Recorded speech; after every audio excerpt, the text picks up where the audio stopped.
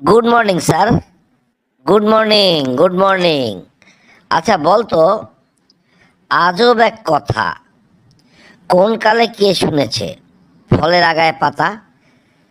এটার উত্তরটা কি হবে? এটা তো স্যার খুব কঠিন স্যার। কয়েকটা অপশান কি দেওয়া যাবে? যাবে না কেন?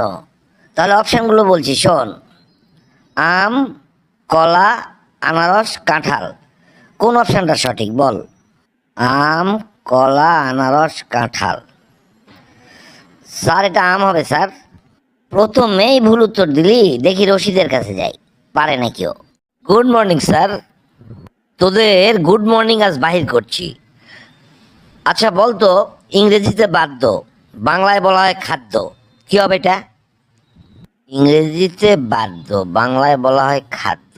কি রে বাবা, স্যার অপশন দেওয়া যাবে স্যার? যাবে না কেন, আমি অপশনগুলো বলছি শোন। ড্রাম, বেল, বাঁশি, তবলা। বল, খুব তাড়াতাড়ি উত্তর দে। ড্রাম, বেল, বাঁশি, তবলা। উত্তরটা একটা দিতেই হবে, না হলে চামড়া তুলে দেবে। স্যার এটা তবলা হবে স্যার। কিরে এই তবলা খাওয়া যায় নাকি? এই রফিক তুই দাঁড়াতো, তুই বলতো। Good morning sir. Good morning, good morning. তা বাজান, লেখাপড়া করেছো? জি স্যার, আপনার প্রশ্ন ধরুন স্যার। আচ্ছা বাজান, তাহলে বলো দেখি, চার পায়ে বসি, আট পায়ে চলি, পথে যদি মানুষ পাই টপ করে গেলি, কি হবে এটা? এটা তো খুবই কঠিন স্যার। অপশন দেওয়া যাবে স্যার? যাবে না কেন?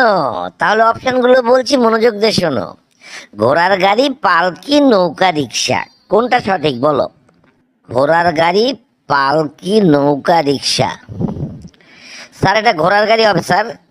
আমি তো জানতামই যে তুমি এই ধরনের উত্তরই দিবে। তোমার উত্তরটা ভুল। দেখি উঠে দাঁড়াও দেখি বাবা।